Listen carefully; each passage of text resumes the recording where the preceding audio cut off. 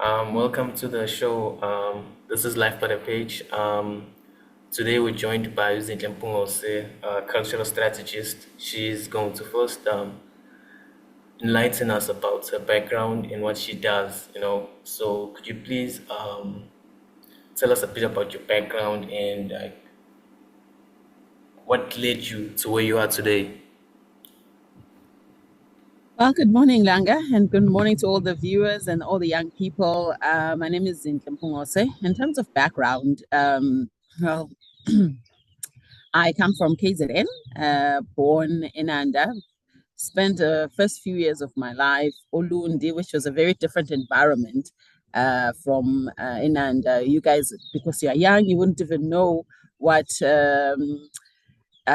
were they called? The homelands at the time were called. So it was almost like living in a suburb, if I can describe what Ulundi back in the days in the early 80s was like. And then once my grandfather passed away, then I had to move to Inanda, which is totally rural.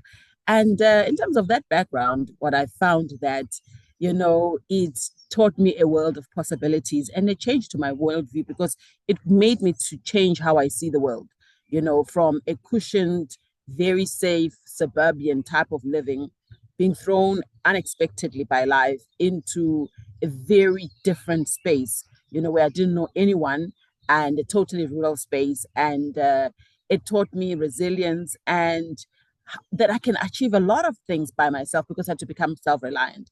And what do I do? I specialize most of the time. Yes, for a job, I work as an HR executive, but my passion is young people. And the reason I have a passion for young people is because I find that grown up challenges are often encountered at a young age.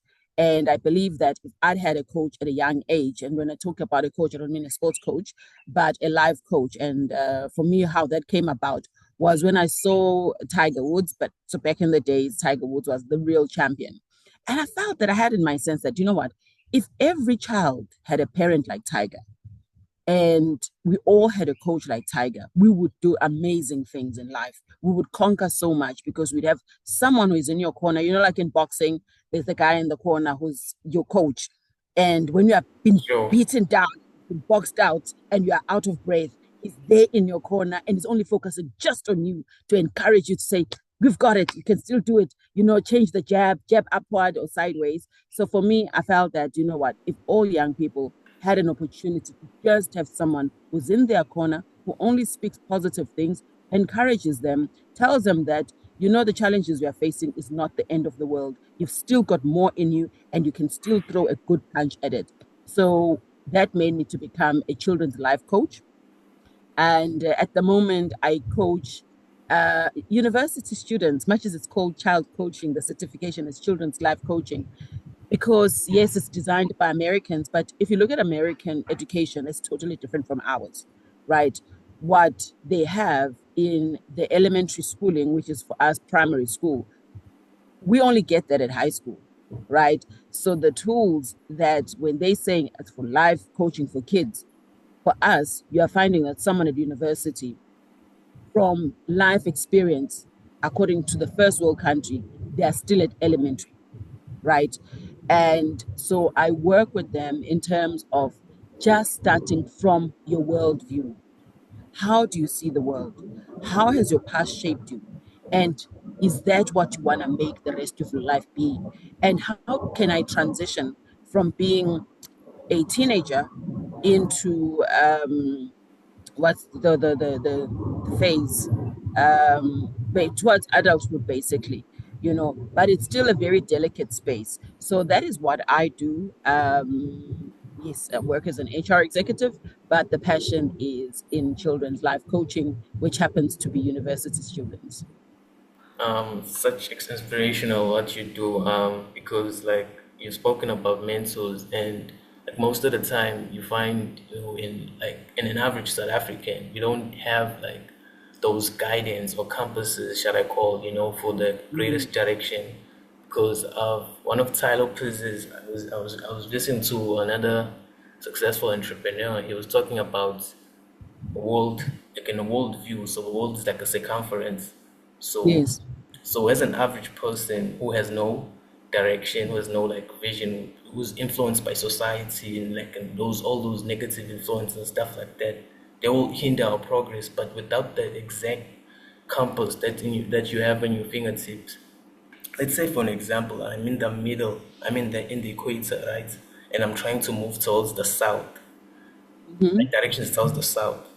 But now, with all these influences, let's say the music you listen to, negative Yeah, influence, friends, yeah. peers, and stuff like that. But without the campus, I'm gonna first go where my direction is towards the north, but I'm gonna first go Mm. where the north, It, right? The north, right? yeah, So I'm gonna yeah. take one, 100 plus 100,000 steps towards the north, and I'm gonna go back to the south. So I'm Mm, gonna take time to mm. go to the right direction. So I think it's very important that we have people like you that which guide us, as the youth, and it's such inspirational in my head right now. So, like, I want to ask you, what was like your biggest inspiration in your career? Because you said Tiger Woods, but like, what made you choose the career that you choose now? And like, just please elaborate with the audience. And I'm just so like inspired by your journey. That's how before I met you, I actually connected with you in that platform, and I said, "Can I meet with you there?"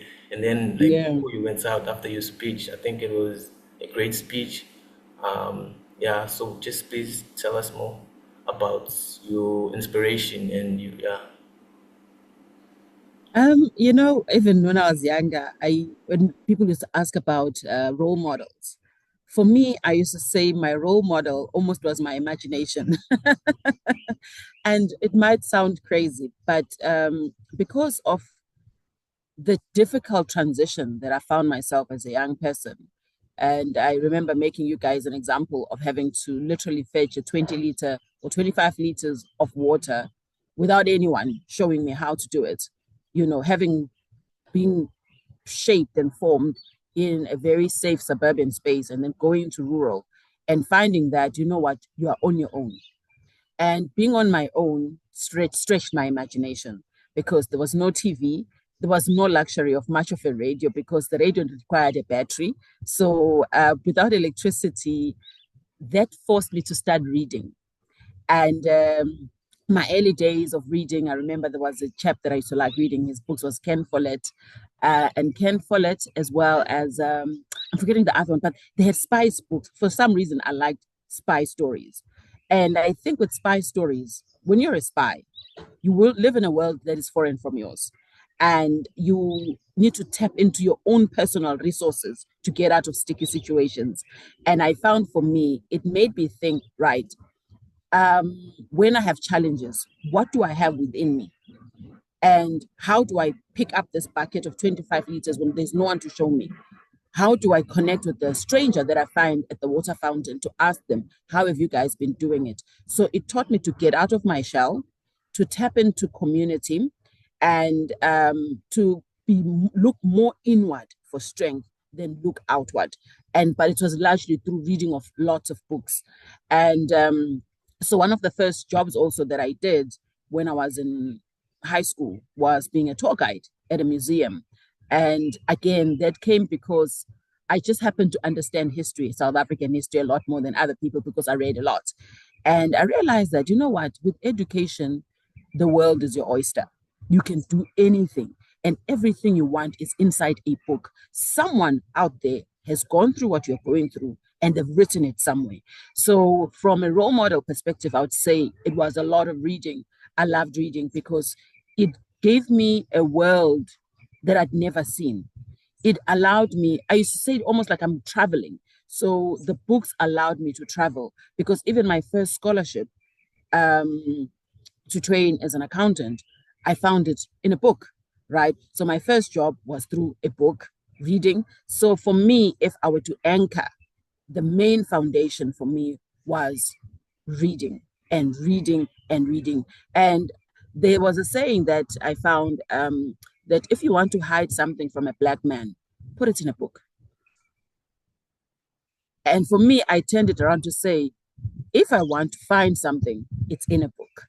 So I don't know if I'm being stingy with a little bit of background, but for me, the role modeling and how I modeled my life was based on the various characters that I found in books. And because I found that the books that I read gave me breakthroughs, for example, a scholarship, right, into accounting, first job as a working as a tour guide in a museum. And when I was in the museum, I met a lot of international guests that were visiting, they were telling me about it. And that also created a hunger for me to explore the world. And that is why I've traveled to so many different countries as well. So the first point was books. And then the second one, my first job, like other outside or first business, was as a salesperson, where I sold Herbalife, right? And as a Herbalife distributor, the training what also created there, they spoke a lot about that there's a world of possibilities. And you were encouraged to feel the fear because, yes, you are going to feel the fear, but it's okay to feel the fear, but feel the fear and do it anyway. So acknowledge the fear, but don't let it be your limitation. Walk with your fear and boldly walk into whatever it is that you're trying. And when someone says no as a customer, they're not rejecting you. It could be their circumstance, it could be the way that they see the world, but it doesn't mean you're a bad person or that's the end of the world for you. And in fact, they taught us a different word that said no sometimes means not now. It means go back, recalibrate, and come back with a proposal that can be more beneficial to the person. That you're not selling the same thing to everybody. Everyone has a different need. So research, again, go back to reading. Know your customer, know what it is we are selling, what are the benefits of that. And yes, accept that some people are going to say no, but they're not saying no to you. They're just saying no to probably their circumstance in terms of financial affordability and whatever else. So I hope that little bit of background in terms of the formation of then how I got to be this way. And as I mentioned about when you asked about the coaching, it simply came also from looking at people like Tiger Woods, that he became the great sportsman that he was simply because he had someone in his corner. And the person in the corner was a coach. And for me, I felt that if I'd had that, and if I can give that to other people, then I would have lived my life purpose.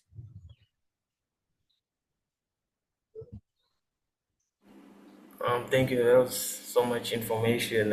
It's valuable information. Plus, you spoke about reading because I'm also into reading books. I feel like people underestimate the power of the exterior knowledge that is out there in the world.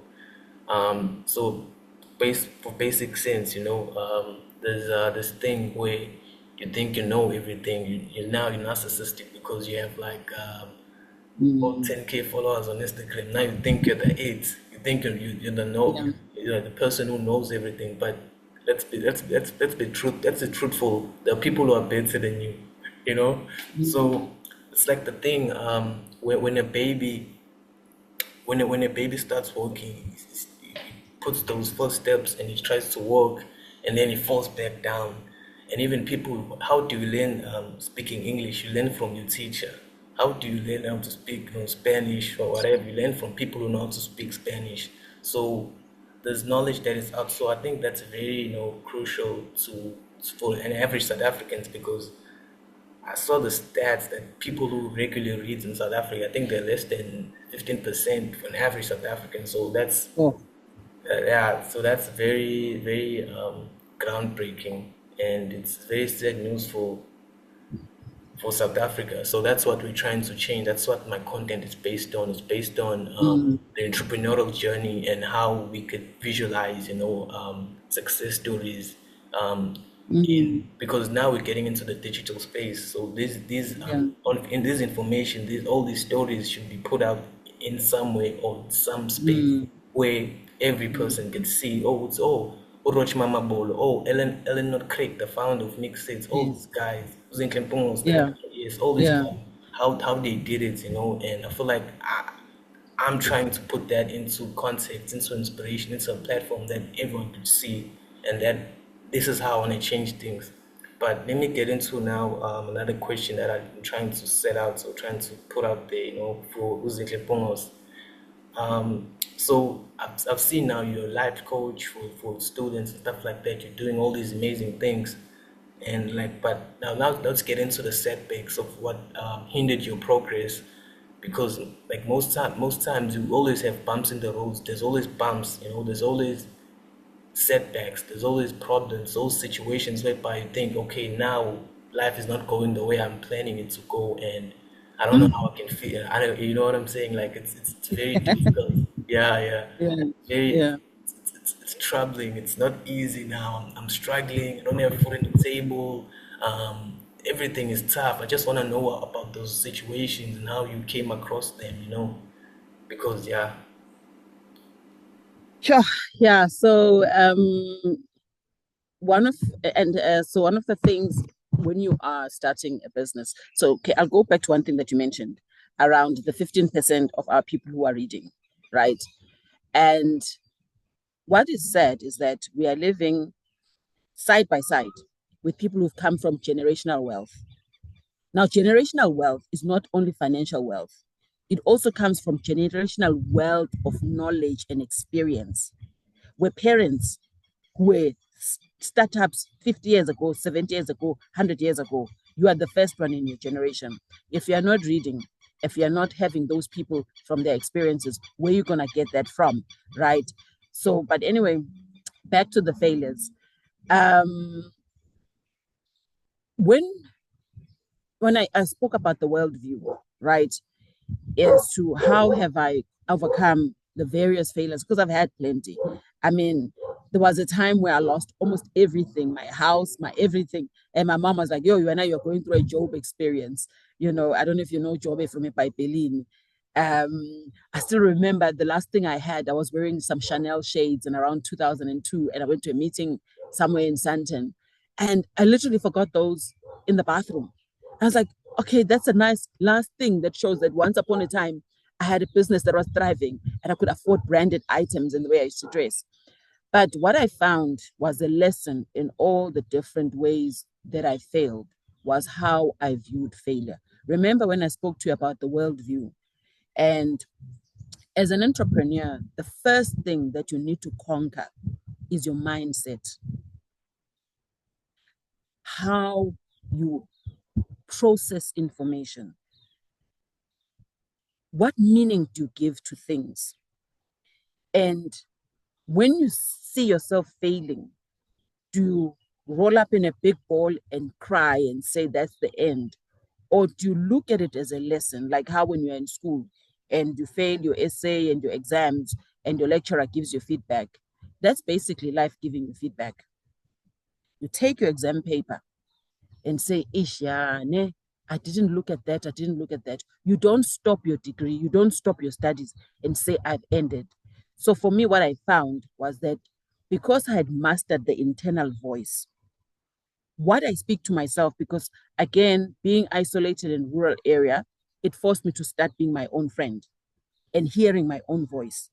And what I found, most people are negatively influenced by too many people, too many voices. And you lose your own voice. So when you have your own voice and you're able to sit by yourself, we all have something called intuition.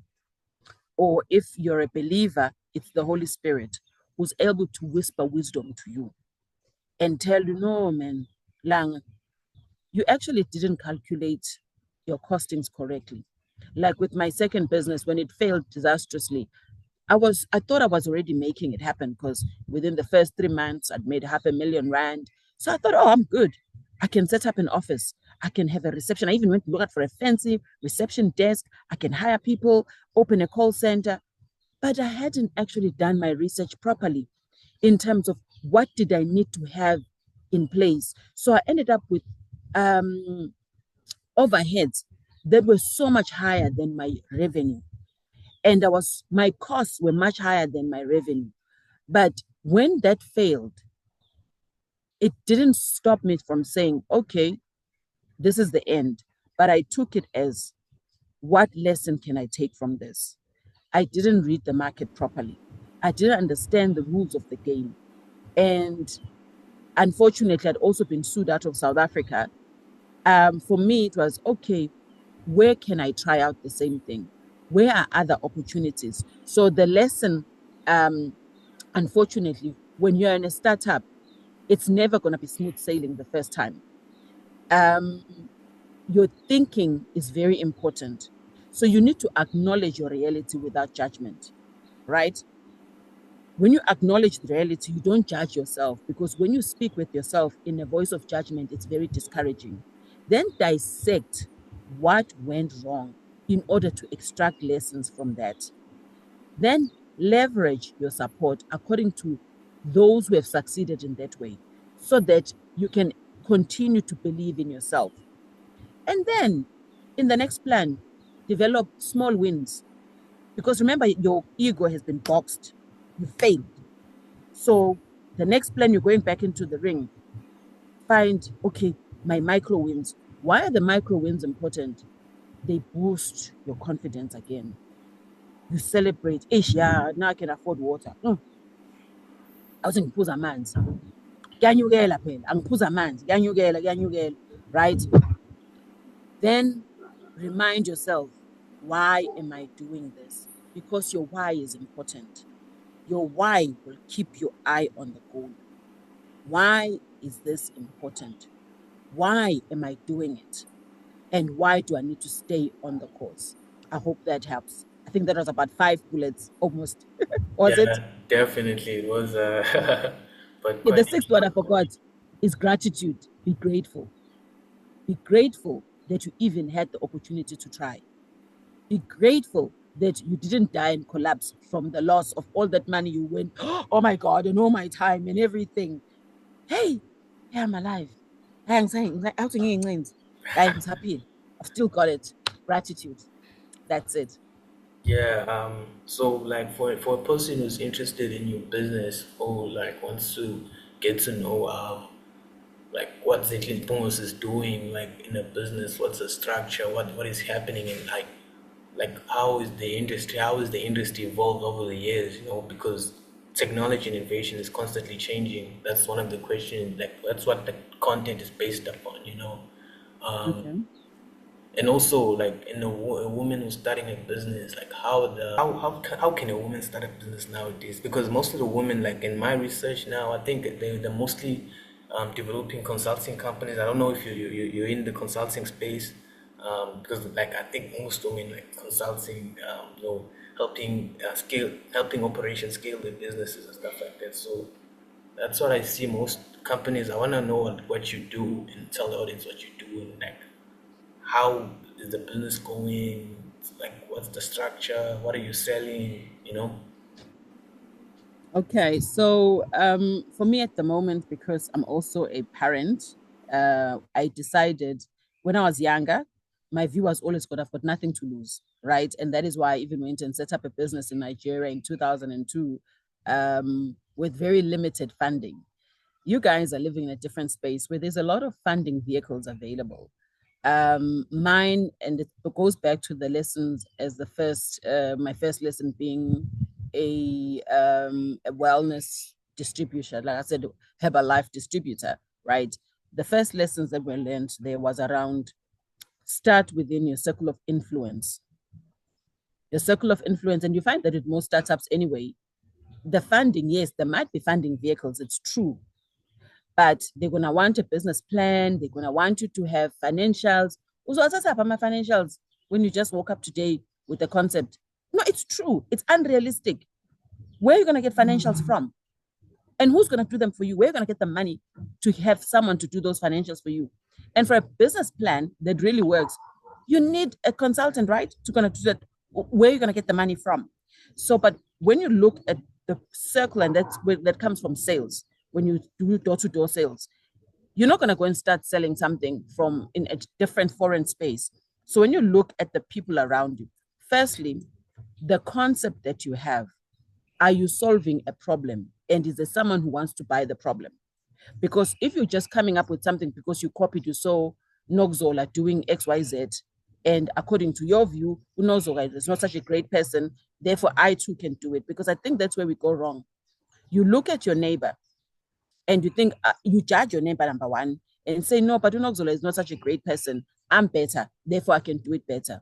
But you don't know what she puts in on that. So number two is in having a purpose that is tied to your values. Why do I talk to values now? Is because when you don't have values, number one, that's why you're going to look at Nokzola and say, no, but Nokzola, who is she? I can do it better. And cut and paste hers. Number two, you're not working on purpose. There is no why behind it. There is no dream that is fueling your energy, that is making you to spend sleepless nights to focus on that, right? And your values, you'll be compromised as to where you're going to get the money. Young girls, as you're talking about, others decide to be what is called now slay queens so that they can be called successful business people because there's a sugar daddy who's funding the lifestyle, who's funding the business, right? So if your values are shallow, you will find a lot of people who are going to compromise you. So what am I doing in my business at the moment? So the coaching of young kids, it's not so much of a business, but it's more for me a gift that I pay forward, right? And the second one is I'm currently into mining exploration, but that's still work in progress. And even that, and that's why I start with the sales lesson that I learned around the people around me. So even from a funding, because if you have a concept and there's a product, and yes, we've identified a product that there is definitely customers that need that product. Now, for us to be able to move the product, get it off the ground, do that whole mining, it's going to a bank with financials and a business plan. There are very few people who've succeeded with that.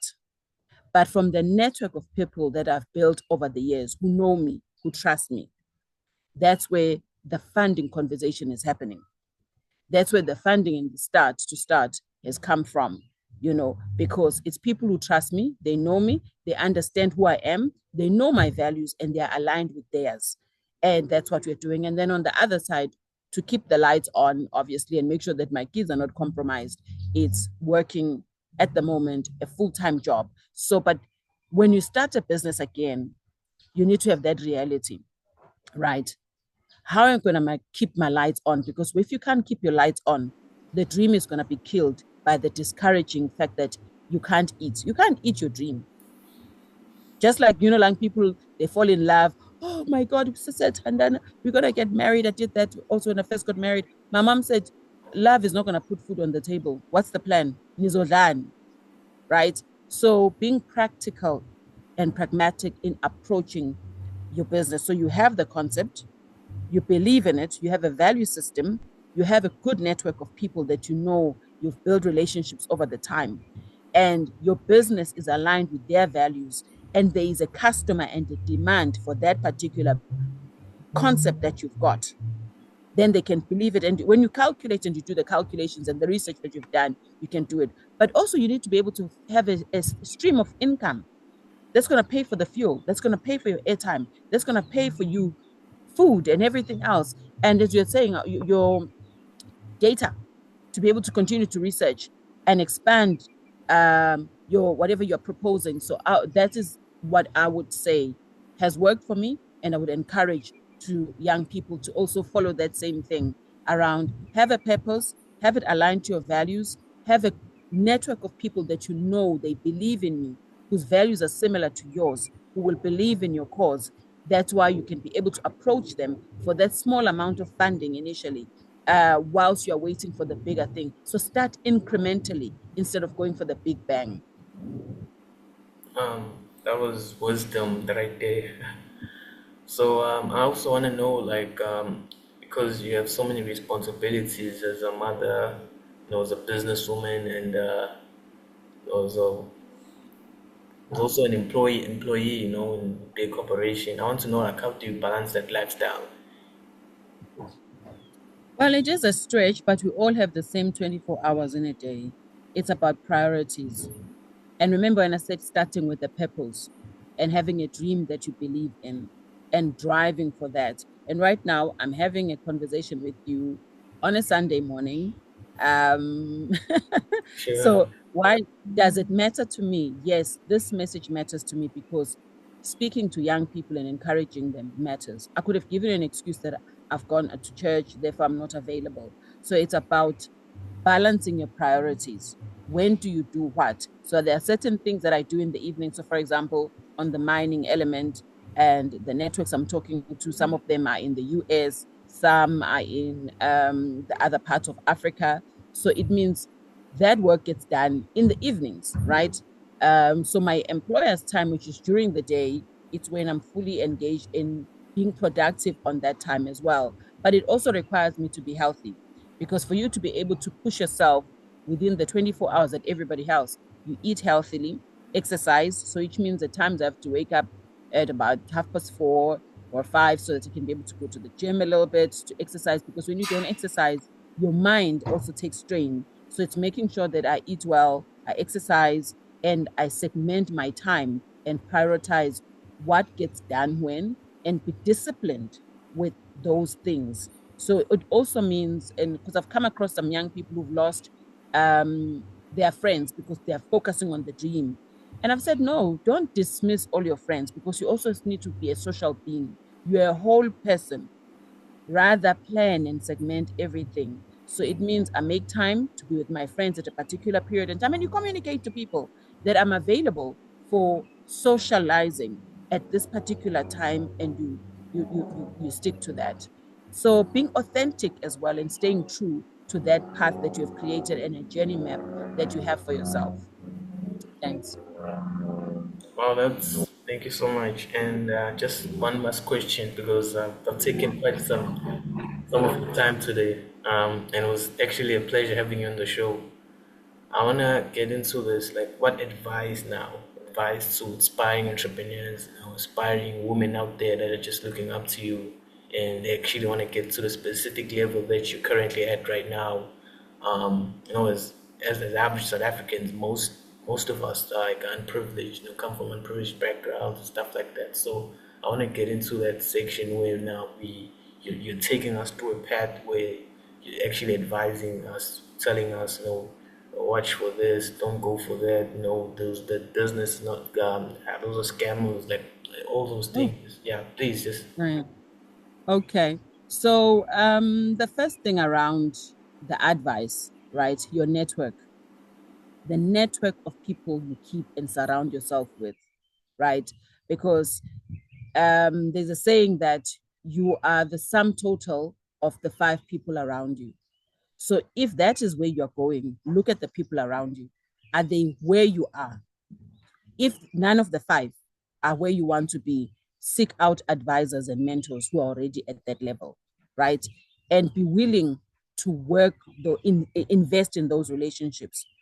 If the four that are left, right, are not in the same value chain, they are not anyway even thinking that direction, you might need to replace them. All right. So surround yourself with people who will also challenge your thinking, who will guide you, who will nurture you, but who will also make sure that they support you when you fall. So your network is very, very important.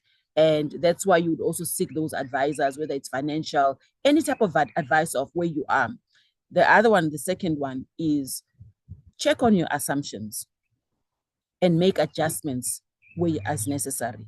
Because remember, you step into the business plan or the business idea because you've made certain assumptions, right? Get into living in questions. Question your own assumptions. Question, is it true? Check with other people. Always live in questioning, right? The other one that is very important, there is no perfect weather for starting. Even in the word of God says that a farmer who waits for the right season to farm never yield, never, well, he doesn't get a crop, right? So that means just start, because you'll never have everything in place and correct for you to start with. And there's never a right season to get started. Because isn't it, you would have started with mastering yourself? Then the other thing, so you've started now, just start. The fourth thing is make sure you read, research. The internet, the world is available at your fingertip. Make sure you study the industry you want to get into, and talk to business people who are in business. Follow them, and also be kind and take care of yourself, because remember, it's a tough space. Be kind to yourself, take care of yourself, and nurture and eat healthily. That's it. Thank you. It was lovely having you on the show.